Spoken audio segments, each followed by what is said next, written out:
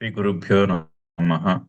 గణానాం త్వా గణపతిగుం హవామహే కవిం కవీనాముపమశ్రవస్తమం జ్యేష్ఠరాజం బ్రహ్మణాం బ్రహ్మణస్పత ఆనశృణ్వన్నోతిభిः సేదసాదనం. శ్రీమహాగణాధిపతయే నమః. సదాశివసమారంభాం శంకరాచార్యమధ్యమాం అస్మదాచార్యపర్యంతాం వందే గురుపరంపరాం. శృతిస్మృతిపురాణానాం ఆలయం కరుణాలయం నమామి భగవత్పాదశంకరం లోకశంకరం. నారాయణం నమస్కృత్య నరం చైవ నరోత్తమం దేవీం సరస్వతీం వ్యాసం తతో జయముదీరయేత్. జయ గురుదేవ్. చదువుదాం శ్లోకము. మూడో శ్లోకం. శ్రీ భగవానువాచ అక్షరం బ్రహ్మ పరమం స్వభావోధ్యాత్మముచ్యతే భూతభావోద్భవకరః విసర్గః కర్మ సంజ్ఞితం. సో అర్జునుడు 7 ప్రశ్నలు అడిగాడు. పరబ్రహ్మ అనగానేమి, అధ్యాత్మము అనగానేమి, కర్మ అనగానేమి, అధిభూతము అనగానేమి, అధియజ్ఞము అనగానేమి, అధిదైవం అనగానేమి, అధియజ్ఞం అనగానేమి. 6ని ప్లస్ ఇంకొకటి ప్రయాణ కాలం నందు నిన్ను స్మరించుకోవడం అనగానేమి. 7 ప్రశ్నలు అడిగాడు అర్జునుడు. ఈ 7 ప్రశ్నలకి వరుసగా సమాధానాలు చెప్తున్నాడు ఇక్కడ శ్రీకృష్ణుడు. అయితే ఇందులో 6 ఉన్నాయి. లాస్ట్ ప్రశ్న పక్కన పెడితే 6 ఉన్నాయి. అధ్యాత్మము, అధిదైవము, అధిభూతము, కర్మ, పరబ్రహ్మ, అధియజ్ఞము. 6 అవి. 6ని 3 సెట్స్ కింద చేయొచ్చు. 3 సెట్స్ ఆఫ్ 2 ఈచ్. అంటే ఏంటి? వేదాంతంలో అనాలిసిస్, ప్రైమర్లీ అనాలిసిస్ కి 3 అంశాలు. నేనంటేనేమిటి, అది ఫస్ట్. నెక్స్ట్ జగత్తు, అనుభవంలోకి వస్తున్నది జగత్తు. జగత్ అనగానేమి. 3 పరమాత్మ అనగానేమి. అంతేగా, జీవుడు, జగత్తు, ఈశ్వరుడు. ఈ మూడిటి యొక్క చర్చ వేదాంతంలో. దాన్ని త్రిపుటి అంటారు. అయితే ఈ 6 కూడా ఈ మూడింటికి సంబంధించినవి. అధి అంటే అధికృత్య, అంటే సంబంధము కలిగినది అని అర్థం.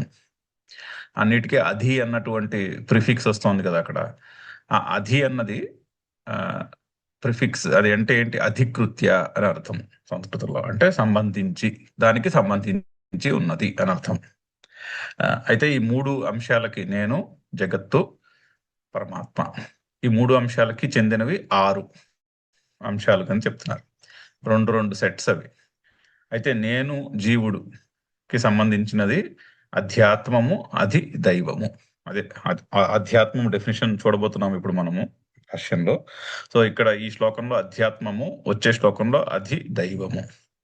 అంటే పరమాత్మ కంటే నేను ఒక ఇండివిజువల్ ఎంటిటీ అనుకునే ఐడియాతో కూడుకుని ఉన్నదానికి అధ్యాత్మం అని, జీవుని లెవెల్లో అధ్యాత్మం అని, దేవతల లెవెల్లో అధిదైవం అని ప్రయోగిస్తారు ఆ టర్మ్స్. దేవత కూడా ఒక జీవుడే. నేను నిర్గుణ పరబ్రహ్మ కంటే భిన్నమైనటువంటి ఒక ఎంటిటీ అనుకునేదంతా కూడా జీవుడు కింద లెక్క అవుతుంది.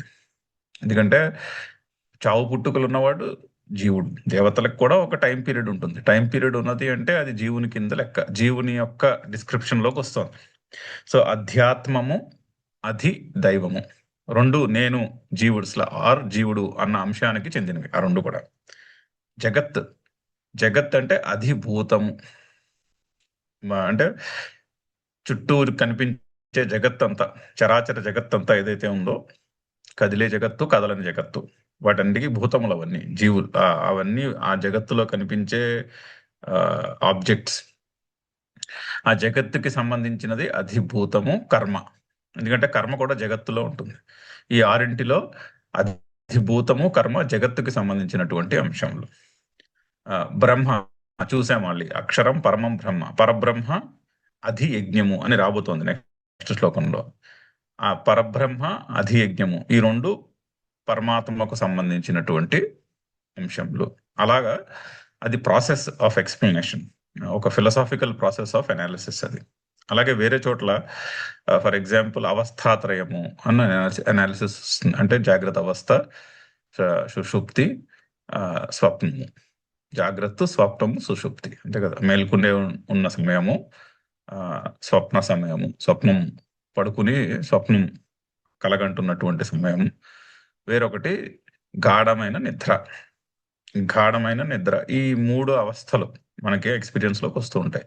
ఇంకొక చోట వేదాంతంలో ఈ 3 అవస్థల యొక్క అనాలిసిస్ ఉంటుంది. అదొక ప్రాసెస్ డిస్క్రిప్షన్. అంటే పరమాత్మ యొక్క నేను యొక్క సారము, ఆ పరమాత్మను అర్థం చేసుకుందుకి అది ఒక ప్రాసెస్. అవస్థాత్రయం అనే ప్రాసెస్. ఆ మూడిట్లోనూ కూడా ఏదైతే తెలివి ఉన్నదో, తెలుసుకోవడం అనేది ఉన్నదో, జ్ఞాన రూపములో ఏ వెలుగులో ఆ 3 అవస్థలు మన అనుభవానికి వస్తున్నాయో అగో అదియే నీ స్వరూపము అని అక్కడ చెప్తారు. అది పరమాత్మ అని అక్కడ చెప్తారు. ఇక్కడ ఈ 6 అంశాలు చెప్పి, ఏమిటి 6 అంశాలు? అధ్యాత్మము, అధిదైవము ఒక సెట్, అధిభూతము కర్మ ఒక సెట్, బ్రహ్మ అధియజ్ఞము ఒక సెట్. ఈ 6 కూడా ఒకటే అని చెప్పేది భగవద్గీతలో యూనిక్ టీచింగ్. ఈ 6 కూడా ఒకటే. అది అద్వైతము. అది అద్వైతమునకు బేసిస్. అదొక అద్వైతాన్ని అర్థం చేసుకునే ప్రాసెస్ ఇది. అదే ద్వైతము ఒక ఫిలాసఫీలోకి వెళ్తే ఈ 6 వేరు వేరు. ఈ 6టికి ఒకదానికి కూడా సంబంధం లేకుండా 6 యూనిక్ అని చెప్పేది ద్వైతము. ఈ 6 ఒక్కటే అని చెప్పేది అద్వైతము రఫ్గా. సో ఇది ఒక యూనిక్ ప్రాసెస్. ఇది చాలా తక్కువ చోట్ల డీటెయిల్డ్గా డిస్కస్ చేయబడింది ఈ ప్రాసెస్. ఈ చాప్టర్లో యూనిక్నెస్ అది. ఈ చాప్టర్లో ఈ అధ్యాయంలో ఈ 6 అంశములుగా చెప్పి ఈ 6 అంశముల్లోనూ కూడా నేనే ఉన్నాను అని చెప్తున్నాడు ఇక్కడ శ్రీకృష్ణుడు సమాధానం. అది దీని వెనకాల ఉన్నటువంటి సిగ్నిఫికెన్స్. ఫిలసాఫికల్ థింకింగ్ అనండి, ఫిలసాఫికల్ రిడక్షనిజం అంటాం. అంటే మనకి అనుభవంలోకి వచ్చే వాటిని రెడ్యూస్ చేసి చెప్తారు ఫిలాసఫీలో. అనుభవానికి వచ్చేది ఇప్పుడు సత్వము, రజస్సు, తమస్సు. ఈ జగత్ అంతా కూడా సత్వ, రజస్, తమో గుణములతో కూడి ఉన్నది. అది ఒక ప్రాసెస్ ఆఫ్ ఒక అనాలిసిస్. అలాగే ఇది ఒక ప్రాసెస్ ఆఫ్ అనాలిసిస్. ఇక్కడ 6 అంశములు కనిపిస్తాయి. 6 అంశములు కూడా నేను, జగత్తు, పరమాత్మ, ఈ మూడింటికి సంబంధించినటువంటి విషయములు. నేను అన్నదానికి సంబంధించినవి అధ్యాత్మము, అధిదైవము. జగత్తు అన్న అంశం, ఆ ఐడెంటిటీకి సంబంధించినది అధిభూతము, కర్మ. పరమాత్మ అనే డెఫినేషన్ ఎంటిటీకి సంబంధించినది పరబ్రహ్మ, అధియజ్ఞము అని ఈ 6టిని ఎక్స్ప్లెయిన్ చేస్తూ ఈ 6ట్లోనూ కూడా ఈ 6టి యొక్క సారము నేనై ఉన్నాను అని చెప్తున్నాడు శ్రీకృష్ణుడు. అక్కడ ప్రాసెస్ అది రఫ్గా ఇన్ సమ్మరీ మనం చదువుతున్న ప్రాసెస్ అది. కొంచెం టెక్నికల్ గానే ఉంటుంది 2 శ్లోకాలు. ఆ తర్వాత నుంచి కొంచెం సులువు అవుతుంది మళ్ళీ సబ్జెక్టు. కానీ ఇక్కడ చెప్తున్నటువంటి విషయం అయితే ఇన్ సమ్మరీ అది. అయితే మనం నిన్న మొదటి శ్లోకం చర్చించుకుని, మూడో శ్లోకాన్ని డిస్కస్ చేసుకుని మన అక్షరం పరమం బ్రహ్మ యొక్క భాష్యం చదివి స్వభావ అక్షరం పరమం బ్రహ్మ, క్షరము లేనిది అర్థం. పరమం అంటే నిరతిశయము, అంటే దానికంటే పెద్దది లేనిది. ఇన్ కంపారిజన్ దానికన్నా పెద్దది ఏమీ చెప్పలేము. అటువంటి ఆ తత్వమునకు బ్రహ్మ అని పేరు. పరమము ఎందుకు అంటే ఆ తత్వమున యొక్క శాసనములోనే సూర్యుడు, చంద్రుడు వీళ్ళందరూ కూడా వారి వారి పనులు చేస్తున్నారు. గాలి వీస్తున్నది, నీళ్లు, వర్షము కురుస్తున్నది, సూర్యుడు, చంద్రుడు రేయి పొగలను మనకి కలుగు చేస్తున్నారు. ఇవన్నీ కూడా ఆ పరమాత్మ యొక్క శాసనములోనే నడుస్తున్నాయి. అందుకని అది పరమము. ఎందుకంటే అంతకంటే అతిశయం ఉన్నది వేరొకటి ఇక్కడ లేదు. ఆ తత్వము యొక్క శాసనములోనే ఆ తత్వానికి భయపడి వీళ్ళందరూ పనులు చేస్తున్నారు అని ఆల్రెడీ ఆ ఎక్స్ప్లెనేషన్ చూసాం. అది క్షరము లేనిది, అతిశయము లేనిది, అది పరబ్రహ్మ డెఫినేషన్. దీన్ని 8వ శ్లోకంలోనూ 9వ శ్లోకంలోనూ రాబోతుంది. ఓం ఇత్యేకాక్షరం బ్రహ్మ అని వస్తోంది. కానీ అక్కడ ఓం అంటే పరబ్రహ్మ అని కన్ఫ్యూజ్ అవ్వద్దు అని అదొక వాదన ఉంది. ఓంకారమే బ్రహ్మ ఎందుకంటే అక్కడ శ్రీకృష్ణుడు చెప్తున్నాడు అని. అలా కాదు, అది అలా అర్థం చేసుకోవడం కాదు. ఓం అనేది ఈ పరబ్రహ్మను సూచించే నామం, ఒక అక్షరముతో పలికే నామం, ఒకే సింగిల్ సిలబుల్తో ఉన్నటువంటి నామము. పరబ్రహ్మను గుర్తు చేసేది ఓంకారము అని ఓంకారం నాకు డెఫినేషన్ అలా చెప్పారు. ఓం అని మనము ఉచ్చారణ చేసినప్పుడు మనకి తెలియకుండానే మన మనసులో ఉన్న ఆలోచనలు కాస్త తాత్కాలికంగా ఆ క్షణం పాటు చాలా ఒక రకమైనటువంటి కామ్నెస్ వస్తుంది. ఎక్స్పీరియన్స్ చేసి కళ్ళు మూసుకుని ఒక్కసారి చిన్నగా ఓం అని ఉచ్చారణ చేస్తే, అయితే ఆ ఓం అని ఉచ్చారణ ఎక్కడి నుంచి పుడుతున్నది, ఆ ఓం ఎక్కడి నుంచి పుడుతున్నదో, ఆ తత్వం, ఆ చైతన్యం ఏదైతే ఉన్నదో అది పరబ్రహ్మ అని చెప్పడానికి ఓంకారాన్ని ఓం ఇత్యేకాక్షరం బ్రహ్మ అంటాను. ఎందుకంటే ఓం చెప్పినప్పుడల్లా కూడా ఆ పరబ్రహ్మ తత్వం మనకి తెలియకుండానే మనకి గుర్తొస్తుంది. సో మన అనుభవానికి వస్తుంది. సో ఓంకారము ఏ చైతన్యం నుంచి పుడుతున్నదో మనం ఓంకారం పలికినప్పుడు అది పరబ్రహ్మ, అదే పరమాత్మ, అదే మన స్వరూపము అని చెప్పుటలో ఉద్దేశమే. కానీ ఓంకారమే ఒక సింగిల్ అక్షరముతో పుట్టిన సౌండ్ అయినటువంటి ఓంకారము పరబ్రహ్మ ఎలా అవుతుంది, అవ్వదు కదా అని శంకర్లు ఆ విషయాన్ని కూడా క్లారిఫై చేశారు. ఓంకారము, అందుకని ఓంకారము పరబ్రహ్మంకి నామము. యోగ సూత్రాల్లో కూడా ఉంది. పరమాత్మ అంటే ఈశ్వరుని యొక్క డెఫినేషన్ చెప్పి అతని పేరు ఓంకారము అని పతంజలి యోగ సూత్రాల్లో కూడా ఒక సూత్రం ఉన్నది. సో అదే ఇక్కడ శంకర్లు కూడా క్లారిఫై చేశారు. క్లారిఫై చేసి అక్కడ దాకా చదివాం మనం. అయితే నెక్స్ట్ క్వశ్చన్కి ఆన్సర్ అధ్యాత్మం అనగానేమి. అధ్యాత్మం అంటే స్వభావము అని చెప్తున్నారు శ్లోకంలో. స్వభావో అధ్యాత్మం ఉచ్యతే. స్వభావమును అధ్యాత్మం అని అంటారు అని చెప్పారు. అయితే ఈ స్వభావం అనగానేమి? స్వభావము అంటే స్వహ భావ, ఓకే, తానే ఉన్నాడు అని అర్థం. తానే అయి ఉన్నది అధ్యాత్మము. ఏది అక్షరమైనటువంటి పరబ్రహ్మయో తానే అయి ఉన్నది. తానే అయి ఉన్నది ఉన్నది అని తెలుస్తుందిగా. ఎక్కడ తెలుస్తుంది? ఇప్పుడు ఆ పరబ్రహ్మ ఎక్కడున్నాడో అర్థం చేసుకోవాలనుకోండి. పరబ్రహ్మ ఎక్కడున్నాడో ఎలా తెలుస్తుంది? బయట జగత్తులో చూస్తే తెలుస్తుందా? అంటే నిరతిశయమైనటువంటి తత్వము బయట కంటికి కనిపించదుగా. మన కంటికి అన్లిమిటెడ్ విజన్ లేదు కదా. అన్లిమిటెడ్ స్పేస్ మన కంటికి కనిపించదు. మన కంటికి ఒక లిమిటెడ్ స్పేస్ కనిపిస్తుంది, అంతే కదా. ఎదురుకుండా చూసినప్పుడు ఒక లిమిటెడ్ వ్యవధి, ఒక లిమిటెడ్ పరిమాణంలో మనకి ఎదురుకుండా స్పేస్ కనిపిస్తుంది. అందుకని కనిపించేది పరమాత్మ అవ్వలేదు. ఎందుకంటే ఎంత కనిపించినా ఆ కనిపించిన దానికి ఒక లిమిట్ ఉంటుంది. మన చూపుకి ఒక లిమిట్ ఉంటుంది. సో మన చూపులో ఫిట్ అయ్యేది పరమాత్మ అవ్వలేదు బై డిఫాల్ట్. ఎందుకంటే చూపుకి లిమిట్ ఉంటుంది. చూపు అనే శక్తికి ఒక లిమిట్ ఉన్నది. మన ఇంద్రియమునకు ఒక లిమిట్ ఉన్నది. మన ఇంద్రియ లిమిట్ లో ఫిట్ అయ్యేది పరమాత్మ కాజాలదుగా. సో కానీ ఎక్కడ తెలుస్తుంది మరి ఈ పరమాత్మ అంటే? మన ఉనికిలోనే తెలుస్తుంది. ఉన్నాను, నేను ఉన్నాను అనే భావములో తెలుస్తుంది. ఉన్నాను, పొద్దున్నే మనం చాలాసార్లు చెప్పుకున్నాం ఎగ్జాంపుల్. పొద్దున్నే నిద్ర మెలకు వచ్చిన వెంటనే ఫస్ట్ ఉన్నాను అన్న అనుభవం వస్తుంది. సో ఆ పరమాత్మ యొక్క అనుభవము ఈ ఉన్నాను, నేను ఉన్నాను అన్న కాన్సెప్ట్ లో అర్థమవుతుంది. అది చెప్తున్నారు. అది స్వభావ అంటే అర్థం. అంటే తానే ఉన్నది, తానే అయి ఉంది. సో ఆ ఆ పరమాత్మ యొక్క ఉనికి మనకి ఉన్నాను అన్న అన్న అనుభవంలో కనిపిస్తూ ఉంటుంది. కాకపోతే మనం గుర్తుపట్టలేము తెలియక. సో దానికి స్వభావ అని పెట్టారు. అదే పేరు. స్వభావ అంటే అర్థం అది. ఆ స్వభావమే అధ్యాత్మము అని చెప్తున్నారు.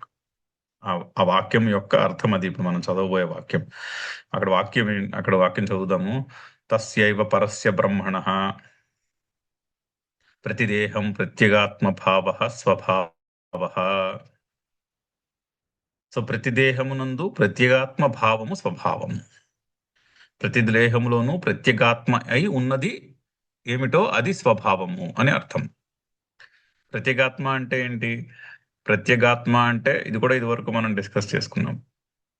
ఇంద్రియము చూస్తున్నది, ఫర్ ఎగ్జాంపుల్ కంటితో చూస్తున్నది. సో చూస్తున్నది ఎవరు అని అనాలిసిస్ మొదలు పెట్టామనుకోండి, ఎవరు చూస్తున్నారు అన్న ప్రశ్నకు సమాధానం చెప్పాలి. ఎదురుకుండా పువ్వు కనిపిస్తున్నది, పువ్వును చూస్తున్నాను. ఎవరు చూస్తున్నది? కన్ను చూడట్లేదుగా. కన్ను ఓన్లీ సిగ్నల్స్ ని ట్రాన్స్మిట్ చేస్తోంది రెటీనా మీదకి. సిగ్నల్స్ ని క్యాప్చర్ చేసి రెటీనా మీద పెడుతుంది. అయితే రెటీనా చూస్తోందా? లేదుగా. సో ఈ కన్ను, ఈ రెటీనా ఇదంతా కలిపి ఇంద్రియము. అది చూస్తోందా? అది చూడట్లేదు. అది ఓన్లీ సిగ్నల్ ని క్యాప్చర్ చేసి బ్రెయిన్ కి అందిస్తోంది. అవునా? అయితే మన బ్రెయిన్ చూస్తోందా? లేదు, బ్రెయిన్ చూడట్లేదు. ఆ వచ్చిన ఇమేజ్ ని ప్రాసెస్ చేస్తాం. వచ్చిన ఇమేజ్ ని ప్రాసెస్ చేసి ఆ ఆ ప్రాసెస్ తన మెమరీ చిప్ లో ఉన్నదానికి మ్యాచ్ చేస్తాం. అంతేగా. ఇది వరకు ఎప్పుడో చూసిన అంశమునకు కొత్తగా వచ్చినటువంటి ఆబ్జెక్ట్ యొక్క సిగ్నల్ ని మ్యాచ్ చేసి, ఓ ఇది ఆ ఆబ్జెక్ట్ అన్న తెలియజేస్తోంది బ్రెయిన్ చూడట్లేదు. Brain processing unit. అయితే మరి మనస్సు చూస్తోందా? లేదు, మనస్సు చూడట్లేదు. మనస్సు చూసి ఓకే ఇది నాకు నచ్చిన విషయము, ఇది నాకు నచ్చని విషయము అని ఆ, అన్నటువంటి లేబుల్ నోటి దాని మీద పెడుతుంది, కనిపించిన దాని మీద. మరి చూస్తున్నది ఎవరు అని ఈ విధంగా అనాలిసిస్ చేసుకుంటూ పోతే, ఓకే, అలా చేస్తుంటే ఇంద్రియం చూడట్లేదు, ఇంద్రియం ప్రాసెసింగ్ యూనిట్. మనస్సు బుద్ధి చూడట్లేదు, అవి కూడా అంతఃకరణము ప్రాసెసింగ్ యూనిట్ లో భావమే. మరి చూస్తున్నది ఎవరు అంటే ఏ నా అలా అనాలిసిస్ చేసుకో ఒక చోటకు వచ్చేసరికి ఆగిపోతుంది అనాలిసిస్. ఇంకా అక్కడి నుంచి వెనక్కి అంతకంటే లోతుగా వెళ్ళడానికి అబ్జర్డ్ అయిపోతుంది. ఇంకా అక్కడ పాయింట్ తర్వాత ఎంత ఎంత అడిగినా ఇంకా దానికి సమాధానం చూస్తున్నది ఎవరు అన్నదానికి. ఆ సమాధానం దొరకని చేటు ఏదైతే ఉంటుందో లాస్ట్ పాయింట్, దానికి ప్రత్యేగాత్మ అని భావం. సో నా హృదయంలో ఉన్న వెలుగు చూస్తున్నది అని చెప్పాల్సి వస్తుంది. ఇదంతా అనాలిసిస్ చేసుకుంటూ వస్తే ఆ హృదయంలో ఉన్న వెలుగుకే ప్రత్యేక ఆత్మ అని పేరు సంస్కృతంలో. ప్రత్యేక ఆత్మ. వెనక్కి అనాలిసిస్ చేసుకుంటూ పోగా మిగిలిన దానికి ప్రత్యేకాత్మ అని పేరు. ఆ ప్రతిదేహం నందు ఉన్నటువంటి ప్రత్యేగాత్మనే ఇక్కడ స్వభావ అన్న పదము చేత నిర్దేశిస్తున్నారు. స్వభావ అన్న పదమునకు తస్యైవ పరస్య బ్రహ్మణ ప్రతిదేహం ప్రత్యేగాత్మ భావ స్వభావ. అదే పరబ్రహ్మ యొక్క ప్రతిదేహమునందు ప్రత్యేగాత్మ స్వరూపములో ఏదైతే ఉన్నదో అది ఏ స్వభావము అని తెలుగులో దానికి అర్థం ట్రాన్స్లేషన్ చేసుకుంటే. సో అది స్వభావం. ఆ స్వభావమే అధ్యాత్మము. అది ఆత్మ అంటే ఆత్మకు సంబంధించి ఉన్నది. అంటే ఆ జీవుడు అనే కాన్సెప్ట్ కి సంబంధించి ఉన్నది ఏమిటి అంటే స్వభావ. ఆ స్వభావ హే అధ్యాత్మం అని చెప్తున్నాడు. ఆత్మానం దేహం అధికృత్య ప్రత్యేగాత్మతయా ప్రవృత్తం పరమార్థ బ్రహ్మ అవసానం వస్తు స్వభావ అధ్యాత్మం ఉచ్యతే. సో ఆత్మానం అంటే దేహము. ఇక్కడ ఆత్మ శబ్దానికి దేహము అని అర్థం. దేహం అధికృత్య, దేహమునకు సంబంధించి ఉన్నదై ప్రత్యేగాత్మతయా ప్రవృత్తం, ప్రత్యేగాత్మ స్వరూపంలో ఉండి పరమార్థ బ్రహ్మ అవసానం వస్తు స్వభావ. ఆ పరమార్థమైన బ్రహ్మ యొక్క అనుభవమును కలిగించేది ఏదైతే ఉన్నదో అది స్వభావ. దానికే అధ్యాత్మం అని పేరు. సో ఇందాక చెప్పుకున్నట్టు శరీరంతో సంబంధించి ఉన్నదానికి అధ్యాత్మం అని అర్థము. ఇక్కడ దీనికి ఒక చక్కని దృష్టాంతము చెప్పచ్చు. ఎలక్ట్రిసిటీ ఉందనుకోండి. ఇప్పుడు ఫర్ ఎగ్జాంపుల్ ఎలక్ట్రిసిటీని ఎక్కడ మనము అనుభవంలోకి తెచ్చుకోవచ్చు? ఎలక్ట్రిసిటీ అంటే ఏమిటో అడిగారు అనుకోండి. ఎలక్ట్రిసిటీ కంటికి కనిపించదు, అవునా? ఎలక్ట్రిసిటీ కంటికి కనిపించదు, కానీ ఎలక్ట్రిసిటీ ఏమిటో అర్థం చేసుకోవాలంటే ఎక్కడ అర్థమవుతుంది? బల్బులో అర్థమవుతుంది. ఫర్ ఎగ్జాంపుల్ బల్బులో మనకి అనుభవానికి వస్తుంది ఎలక్ట్రిసిటీ, అంతేనా? బల్బులో ఎలక్ట్రిసిటీ అనుభవానికి రావాలంటే ఫస్ట్ బల్బు యొక్క శరీరం ఉండాలి. ఒక అవుటర్ బల్బ్ ఉంటుందిగా, అది ఉండాలి. అందులో ఫిలమెంట్ ఉండాలి. అప్పుడు అక్కడ ఒక ప్రకాశము మన అనుభవానికి వస్తుంది. ఆ ప్రకాశము ఎలక్ట్రిసిటీ. ఆ ఎలక్ట్రిసిటీ డైరెక్ట్ గా అనుభవం రాదు. ఎలక్ట్రిసిటీ ఆ ప్రకాశము అనే రూపంలో మనకి అనుభవానికి వస్తుంది. ఎక్కడ? బల్బులో. సేమ్ అది దృష్టాంతం. అదే దృష్టాంతాన్ని ఇప్పుడు శరీరానికి అప్లై చేయండి. బల్బుని రీప్లేస్ చేసి శరీరాన్ని పెట్టండి. ఎలక్ట్రిసిటీని రిప్లేస్ చేసి పరమాత్మను పెట్టండి. పరమాత్మ ఎక్కడ అనుభవంలోకి వస్తుంది? ఒక శరీరంలో అనుభవానికి వస్తుంది. ఆ శరీరంలో ఓ వెలుగు రూపంలో బల్బులో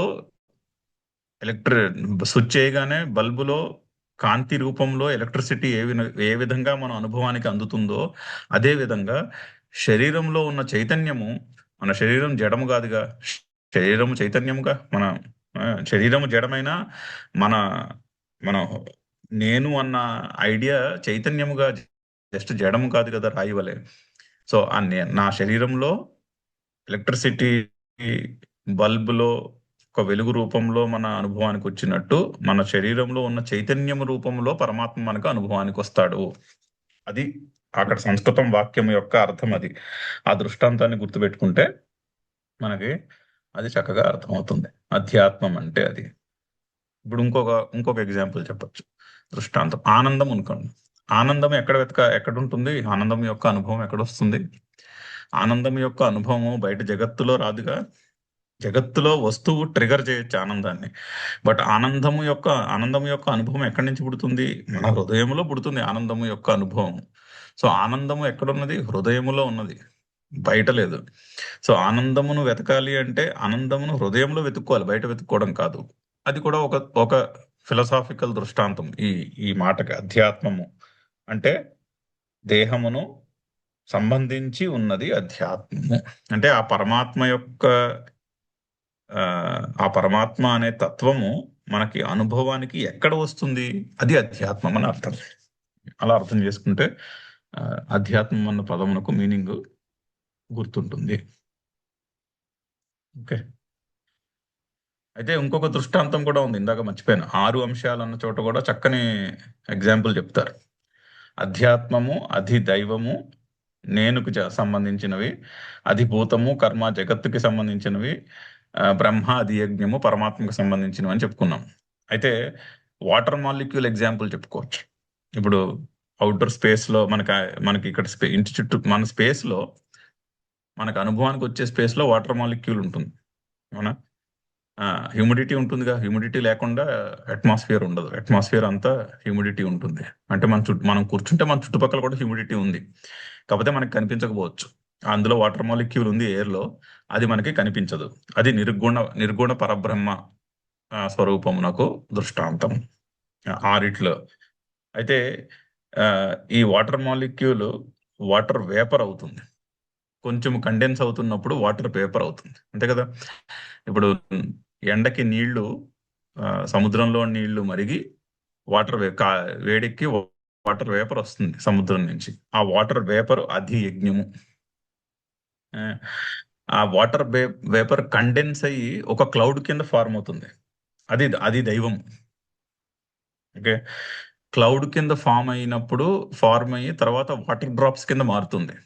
అది అధిభూతము. ఓకే. ఆ వాటర్ డ్రాప్ ఫార్మ్ ఆ వాటర్ డ్రాప్ అధ్యాత్మము, ఒక ఇండివిజువల్ యూనిట్ అయినది అధ్యాత్మం. ఆ ఇండివిజువల్ యూనిట్స్ బాగా కండెన్స్ అయిపోతే ఐస్ అవుతుంది, అది అధిభూతము. ఈ ప్రాసెస్ ఏదైతే ఉందో అది కర్మ.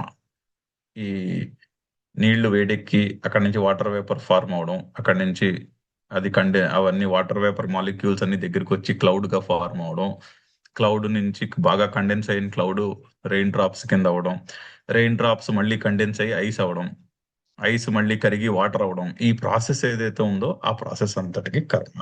ఇప్పుడు ఈ ఆరిట్లోనే ఏది ఉంది చెప్పండి? ఈ ఆరిట్లోనూ ఉన్నది ఆ వాటర్ మాలిక్యూలే.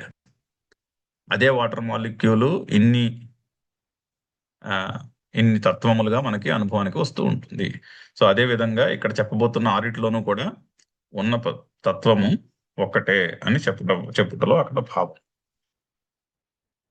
ఆ వాటర్ మాలిక్యూల్ యొక్క ప్రాసెస్ గుర్తుపెట్టుకుంటే ఆ వాటర్ మాలిక్యూలే చుట్టుపక్కల ఉన్న గాలిలో ఉన్నటువంటి వాటర్ మాలిక్యూలే కొంచెము వాటర్ వేపర్ గా మారి, అదే ఒక మేఘముగా మారి, అదే వర్షపు బిందువుగా మారి, అదే మళ్ళీ ఐస్ గా మారి, అదే మళ్ళీ వాటర్ అయ్యి, ఈ ప్రాసెస్ ఇట్లా నడుస్తూ ఉంటుంది. ఈ ప్రాసెస్ లో నడిచే యాక్టివిటీ అంతా కర్మ. ఈ ప్రాసెస్ లో ఉన్న 5 స్టెప్స్ అధ్యాత్మ అంటే పరబ్రహ్మ, అధియజ్ఞము, అధిభూతము, అధిదైవము, అధ్యాత్మము. ఈ కర్మ ఐదిటిని నడిపించే ప్రాసెస్. ఆ ఆ దృష్టాంతం ఏదైతే ఉందో ఎగ్జాక్ట్లీ అలాగనే ఇక్కడ అదే విధముగా ఇక్కడ శ్రీకృష్ణుడు ఈ ఆరిట్లోనూ ఉన్న తత్వము నేను అని చెప్పబోతాను. సో అధ్యాత్మము చూసాం. సో అధ్యాత్మ శబ్దేన అభిధీయతే. ఆ, ప్రతి శరీరంలో ఉన్నటువంటి ప్రత్యేగాత్మకు అధ్యాత్మము అని పేరు. అక్కడికి సెకండ్ క్వశ్చన్ యొక్క ఆన్సర్ అయింది. నెక్స్ట్ మూడవది, కర్మ అనగానేమి? భూత భావోద్భవకర, భూతానాం భావ, భూత భావ, తస్య ఉద్భవ భూత భావోద్భవకర. సో భూత భావోద్భవకర అంటే భూత భావ ఉద్భవకర 4 ఉన్నాయి. నాలుగిటిని ఎక్స్ప్లెయిన్ చేయాలి సమాసపదంలో. భూతములు అంటే తెలుసు, భూతములు అంటే మనకి కనిపించే ఎంటిటీస్ అన్ని భూతములే. భూత భావ అంటే భూతానాం భావ, ఆ భూతముల యొక్క ఉనికి, ఆ భూతములు ఉన్నాయి అనేది భూత భావము. తస్య ఉద్భవ, ఆ భూత భావము యొక్క ఉద్భవము, అది పుట్టడం. ఆ భూతముల యొక్క ఉనికి పుట్టుట, ఆ చుట్టూ కనిపించే జీవులు పదార్థములు యొక్క ఉనికి పుట్టుట, అది భూత భావోద్భవ. తం కరోతి ఇది భూత భావోద్భవకర, దానిని చేయున్నది, దానికి కారణమయ్యేది ఏదైతే ఉందో అది భూత భావోద్భవకర. దాన్నే ఇంకొక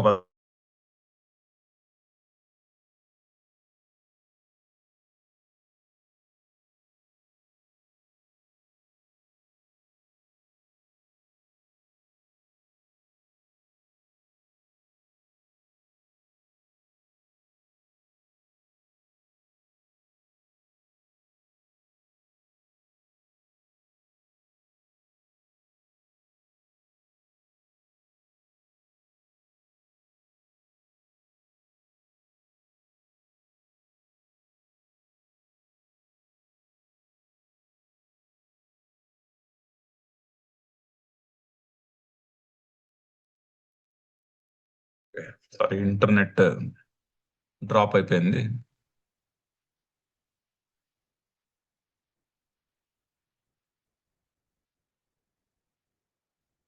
సో భూత భావ ఉద్భవకర, సో భూత వస్తు ఉత్పత్తికర. ఈ భూతములు పుట్టుటకు కారణము ఏదైతే ఉందో అది కర్మ. సో భూత వస్తూత్పత్తికర ఇత్యర్థ. సో భూత భావోద్భవకర విసర్గ కర్మ సంజ్ఞితం. శ్లోకంలో అది కదా వాక్యము. సో అందులో ఒక పదం చూసాం, భూత భావోద్భవకర విసర్గ, విసర్జనం, దేవతోద్దేశేన చరు పురోడాశాదేహే ద్రవ్యస్య పరిత్యాగః. సహ ఏవ ఏషః విసర్గలక్షణః యజ్ఞః కర్మసంజ్ఞితః కర్మశబ్దితః ఇత్యేతత్. సో కర్మ అంటే వైదిక కర్మ గురించి కదా ఇక్కడ డిస్కషన్. వైదిక కర్మ అంటే ఏంటి? ఈ భూతముల యొక్క ఉత్పత్తికి కారణమైనటువంటి యజ్ఞరూపమైనటువంటి కర్మ ఏదైతే ఉన్నదో అది కర్మము. యజ్ఞం ఏదైతే ఉన్నదో అది కర్మం. యజ్ఞములో ప్రిన్సిపల్ ఏంటి? విసర్గం అంటే త్యాగము చేయుట. సో త్యాగ రూపమైనటువంటి కర్మ ఏదైతే ఉన్నదో అది కర్మ. త్యాగ భావముతో కూడుకున్నటువంటి యజ్ఞం ఏదైతే ఉన్నదో అది ఏ కర్మ. ఇప్పుడు సింపుల్ ఎగ్జాంపుల్, మనం ఎదురుకుండా ఉన్న మొక్కకి నీళ్లు పోస్తాం అంతే కదా. విత్తనం నాటి దానికి నీళ్లు పోస్తాం. నీళ్లు పోస్తే అది యజ్ఞం అవుతుంది, అది కర్మ అవుతుంది. అటువంటి కర్మ, ఎందుకంటే అది ఆ చెట్టు పుట్టడానికి కారణం అవుతుంది. అది మనము చేసే కర్మలు, మనం విత్తనాలు నాటి నీళ్లు పోస్తే అది ఆ చెట్టు అనే భూతము పుట్టుటకు కారణం అవుతున్నది. అటువంటి యాక్ట్కి కర్మ అని పేరు ఇక్కడ. సో ఏదైతే యజ్ఞభావం అంటే సమర్పణ భావముతో చేయబడుతున్నదో, మరి హోమాలన్నీ అంతే కదా, ఇదం నమమ అని చెప్పి కదా హోమం చేస్తారు. స్వాహ అని చెప్తారు, అగ్నాయ ఇదం నమమ. హవిస్సు పేరు చెప్పి ఫలానా హవిస్సు స్వాహ అంటారు. అప్పుడు అగ్నయే ఇదం నమమ, ఇది అగ్ని కొరకు నా కొరకు కాదు అని. ఇంద్రాయ ఇదం నమమ అని ఆ దేవత పేరు చెప్పి ఇది నాకు కాదు ఇది ఆ దేవత కొరకు అని చెప్పి యజమాని ఆ హవిస్సును అగ్నిలో సమర్పిస్తారు. అది కదా ప్రాసెస్. అక్కడ ఆ త్యాగ భావము చాలా ఇంపార్టెంట్.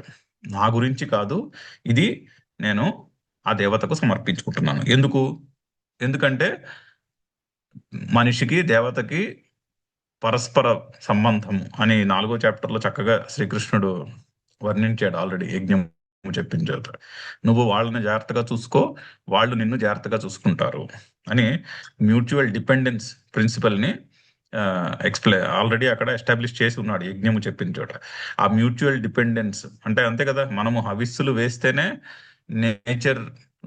నేచురల్ ఫోర్సెస్ వాటి చేయాల్సిన పనులు అవి చేస్తాయి. మనం మొక్కలు పెంచితే ఆ మొక్కల వల్ల ఆ మొక్కలు కార్బన్ డైఆక్సైడ్ పీల్చుకుని ఆక్సిజన్ని వదులుతాయి, అట్మాస్ఫియర్ పొల్యూట్ అయిపోకుండా కాపాడతాయి. వాటి వల్లే ఆ, అంటే వర్షాలు పడతాయి. ఆ మొక్కలు ఎండిపోతే వర్షాలు కూడా తగ్గిపోతాయి. అంతే కదా, ఇది మనందరికీ తెలిసినదే. సో మొక్కలు పెంచుట అనే ఒక త్యాగభావముతో కూడుకున్నటువంటి పని ఏదైతే ఉంటుందో అది కర్మ అవుతుంది. అటువంటి కర్మలు, అటువంటి త్యాగభావంతో అదొక ఎగ్జాంపుల్. అలాగా విసర్గ లక్షణ యజ్ఞ కర్మ సంజ్ఞిత. కర్మ వైదిక కర్మ అంటే అందులో యజ్ఞభావము ఉండాలి. నాకేంటి వస్తుంది ఇంపార్టెంట్ కాదు, ఫలస్థుతి ఇంపార్టెంట్ కాదు, అసలు సంకల్పము సెకండరీ, త్యాగభావము ప్రైమరీ ప్రిన్సిపల్లో. సంకల్పము ఉంటే ఉండొచ్చు, సంకల్పం నెరవేరితే నెరవేరచ్చు అనేమో, కానీ నెరవేరితే అందులో ఏమైనా కాస్త మంచి జరిగితే జరగచ్చు, అది that is all secondary. But primary is త్యాగభావము. ఎందుకంటే ఆ యజ్ఞము వలననే అక్కడ మ్యూచువల్ డిపెండెన్స్ అనే ప్రిన్సిపల్ తోటి మ్యూచువల్ సస్టైనబిలిటీ ఎస్టాబ్లిష్ చేయబడుతున్నది. అటువంటి యజ్ఞ భావముతో చేసే యాక్టివిటీస్ కి కర్మ అని పేరు. చూడండి ఎంత చక్కని డెఫినేషన్ కర్మకి. కర్మ యొక్క డెఫినేషన్ శ్రీకృష్ణుడు అలాగా త్యాగముతో కూడుకున్న వాటికే కర్మ అని పేరు పెట్టమంటున్నాడు. సో అసలు అందుకనే కర్మయోగము అన్నాడు దాన్ని. కర్మలని యోగముగా తీర్చిదిద్దుకొనుట, కర్మని ఒక యోగముగా తీర్చిదిద్దుకోవడానికి ఈ త్యాగము అనే ప్రిన్సిపల్ మౌలికము. అటువంటి విసర్గ లక్షణము కలిగినటువంటి యజ్ఞమే కర్మ అని అని చెప్తున్నాడు. చాలా చక్కగా దాన్ని కర్మ అనే పదమును, వైదిక కర్మ అనే పదమును చక్కగా తీర్చిదిద్ది దానికి యజ్ఞ భావముతో చేసే యాక్టివిటీ అని దానికి ఒక చక్కని కాంటెక్స్ట్ ఇవ్వడమే కాకుండా దాన్ని యూనివర్సలైజ్ చేయడం. ఆ శబ్దం, ఆ ప్రిన్సిపల్ ని అప్పుడు యూనివర్సల్ అయిపోయిందిగా. త్యాగభావంతో నేను ఇంట్లో పని చేసినా కూడా అది కూడా యజ్ఞమే అవుతుంది. త్యాగభావంతో ఇంట్లో వంట వండినా, ఇంట్లో కూరలు తరిగినా, త్యాగభావంతో కూరలు తరిగితే అది యజ్ఞమే అవుతున్నది. సో ఆ విధంగా దాన్ని యూనివర్సలైజ్ చేసి అందరికీ యాక్సెసిబుల్ గా చేయుటకు చేస్తున్నటువంటి డెఫినేషన్. సో ఏష విసర్గలక్షణ యజ్ఞ కర్మ సంజ్ఞత కర్మ శబ్దిత ఇత్యేతత్. ఏతస్మాత్ హి బీజభూతాత్ వృష్ట్యాతిక్రమేణ స్థావర జంగమాని భూతాని ఉద్భవంతి. ఇటువంటి కర్మ చేతనే ఏతస్మాత్ హి భూత, ఎందుకంటే ఇటువంటి కర్మ ఉండాలి. ఎటువంటి కర్మ? త్యాగరూపమైనటువంటి కర్మ ఉండాలి. అప్పుడే వృష్ట్యాతిక్రమేణ స్థావర జంగమాని భూతాన్ని ఉద్భవంతి. వర్షముతో మొదలయ్యి ఈ స్థావర జంగమం వరకు, అంటే అతి చిన్న జీవుని నుంచి అతి పెద్ద భూతము వరకు, జీవి వరకు ఉన్నటువంటి జీవులన్నీ పుడతాయి. జీవులన్నీ పుట్టాలి అంటే వర్షంతో మొదలవ్వాలి కదా. వర్షము, యజ్ఞం ఉండాలి, యజ్ఞం నుండి వర్షం పుట్టాలి, వర్షం వలన మొక్కలు పుట్టాలి, మొక్కల నుండి ఆ మొక్కల వలన వేరే పశువులు పుడతాయి, పశువులు పుట్టాలి, ఆ మొక్కలు తిని పశువులు ఆరోగ్యంగా ఉండి అవి మళ్ళీ వేరే వాటి ప్రోజని క్రియేట్ చేస్తాయి. ఆ విధంగా ఈ యజ్ఞము, అవి మళ్ళీ ఆ పుట్టిన జీవులు యజ్ఞము చేస్తే వర్షము కురుస్తుంది.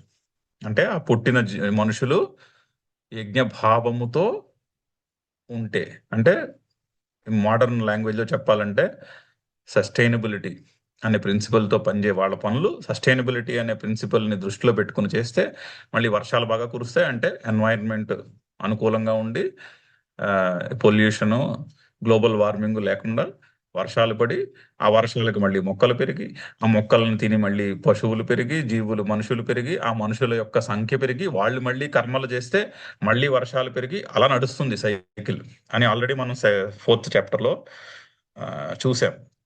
అదే ఇక్కడ ఇన్ సమ్మరీ శ్రీకృష్ణుడు చెప్తున్నాడు, శంకర్లు ఎక్స్ప్లెయిన్ చేస్తున్నారు. ఈ యజ్ఞం అనే కర్మ వలననే వృష్టి ఆది క్రమేణ స్థావర జంగమాని భూతాన్ని ఉద్భవంతి. వర్షముతో మొదలుపెట్టి ఈ జీవులన్నీ కూడా ఈ యజ్ఞం అనే కర్మ వలనే, యజ్ఞ భావముతో కూడుకున్న కర్మ వలననే పుడుతున్నాయి. అందుకుని యజ్ఞభావముతో చేసే పనికి కర్మ అని పేరు పెట్టారు అని ఇక్కడ తాత్పర్యం. చదువుదాము శ్లోకం ఇంకొకసారి. అక్షరం బ్రహ్మ పరమం స్వభావోధ్యాత్మముచ్యతే భూతభావోద్భవకరః విసర్గః కర్మ సంజ్ఞితః.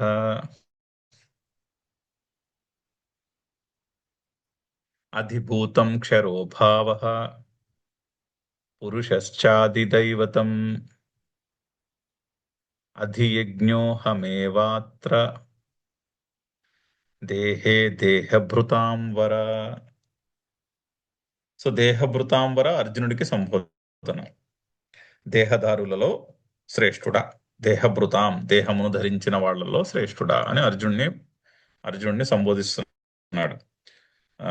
చాలా తెలివైన వాడివి నువ్వు, ఈ చెప్పిన మాటలు జాగ్రత్తగా అర్థం చేసుకో అని చెప్పడం. దేహభృతాం వర, దేహదారుల్లో శ్రేష్ఠుడా అర్జున. అధిభూతం క్షరః భావః, క్షరమైనటువంటిది అధిభూతము. అంటే భూతములు, ఇప్పుడు ఒక జీవి ఉందనుకోండి, జీవి క్షరమైనది కదా. ఏదైతే క్షరమైనది ఉన్నదో ఇక్కడ జగత్తులో నీకు కనిపించేది అది అధిభూతము అంటున్నారు. అంటే జగత్తంతా అధిభూతము అని అర్థం. జగత్తులో కనిపించే ప్రతిదానికి కూడా ఒక షెల్ఫ్ లైఫ్ ఉంటుంది. ఇప్పుడు ఫర్ ఎగ్జాంపుల్ ఒక చిన్న జీవికి కొద్ది రోజులు ఉండొచ్చు షెల్ఫ్ లైఫ్. అదే ఒక రాయి కనిపిస్తుంది అనుకో, అది కొన్ని మిలియన్ ఇయర్స్ ఉండొచ్చు దాని లైఫ్ టైం.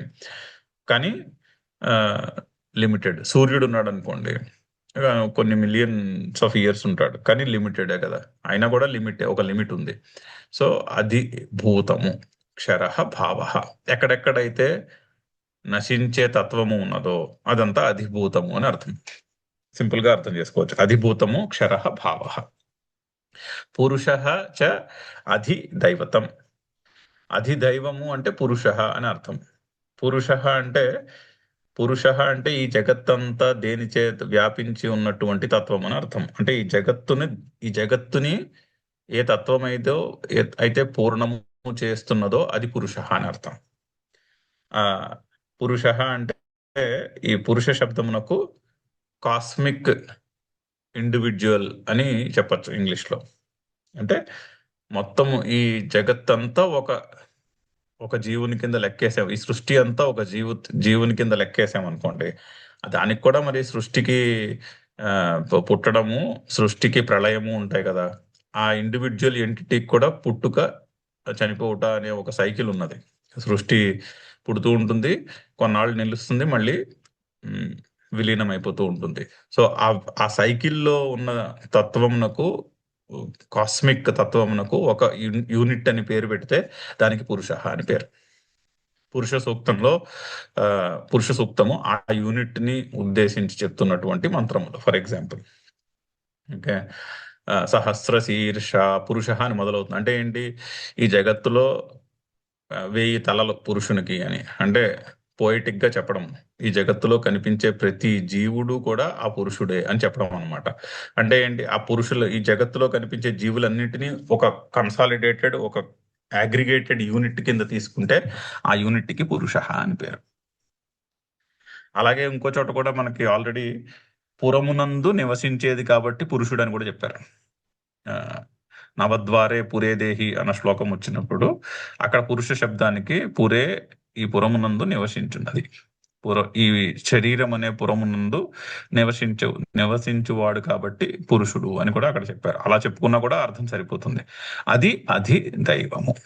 సో ఒక కాస్మిక్ ఇండివిజువల్ అని ఒక కాస్మిక్, ఈ జగత్ అంతటిని కూడా ఒక కాస్మిక్ ఇండివిజువల్ లా మనము రూపకల్పన చేసుకున్నాం అనుకోండి, దానికి పురుషుడు అని పేరు వస్తుంది.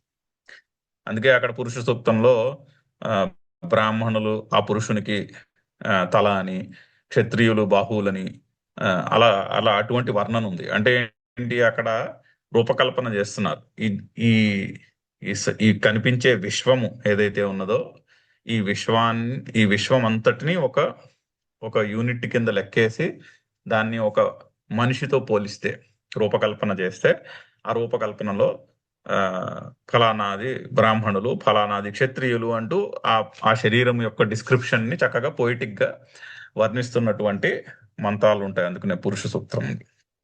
సో అక్కడ ఆ ఆ పురుషునికి అది దైవము అని పేరు అంటున్నారు. అది యజ్ఞ అహం.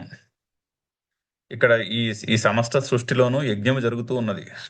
ఈ శరీరంలో కూడా నిరంతరము యజ్ఞం జరుగుతుంది. మనం ఏదో ఒకటి తింటూ ఉంటాం, స్వీకరిస్తూ ఉంటాము. దానిని అగ్ని ప్రాసెస్ చేసి అందులోంచి శక్తిని మనం పుంజుకుంటూ ఉంటాం. సో అక్కడ యజ్ఞములో అక్కడ నాన్ స్టాప్ యజ్ఞం జరుగుతున్నది. మీరు ఈ సృష్టిలో ఎక్కడ పరిశీలించినా నాన్ స్టాప్ యజ్ఞము జరుగుతూ ఉన్నది. ఆ యజ్ఞముకు సంబంధించిన వాడిని నేను అంటున్నాడు. సో పరబ్రహ్మ అది యజ్ఞము. ఫస్ట్ది లాస్ట్ది రెండు ఒక యూనిట్. 6 లో ఆ ఆర్డర్ లో ఫస్ట్ లాస్ట్ ఒక యూనిట్. అలాగే అధిభూతము కర్మ, థర్డ్ అండ్ ఫోర్త్ ఒక యూనిట్. అలాగే సెకండ్ అండ్ ఫిఫ్త్ ఒక యూనిట్. అధ్యాత్మము అది దైవము ఒక యూనిట్, సెకండ్ అండ్ ఫిఫ్త్. చూడండి చక్కగా ఆ శ్లోకం యొక్క ఆర్డర్ కూడా అలా ఉంది. బ్రహ్మ ఫస్ట్, అది యజ్ఞము లాస్ట్ చెప్పిన ఆర్డర్లో. ఆ రెండు ఒక యూనిట్. సెకండ్ అధ్యాత్మము, ఫిఫ్త్ అది దైవము, ఆ రెండు ఒక యూనిట్. థర్డ్ కర్మ, ఫోర్త్ అధిభూతం, ఆ రెండు ఒక యూనిట్. ఇందాక చెప్పుకున్నాగా అలా చక్కగా ఆరింటిని శ్లోకంలో ఫస్ట్ సిక్స్త్ ఒక యూనిట్, సెకండ్ ఫిఫ్త్ ఒక యూనిట్, థర్డ్ ఫోర్త్ ఒక యూనిట్. అది యజ్ఞము.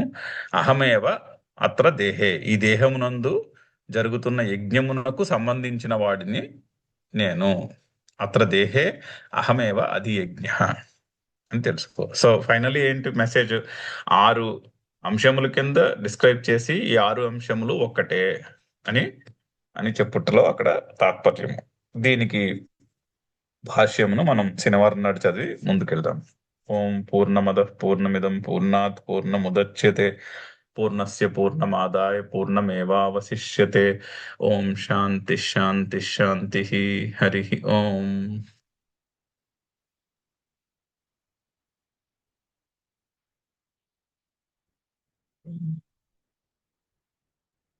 Any questions, comments?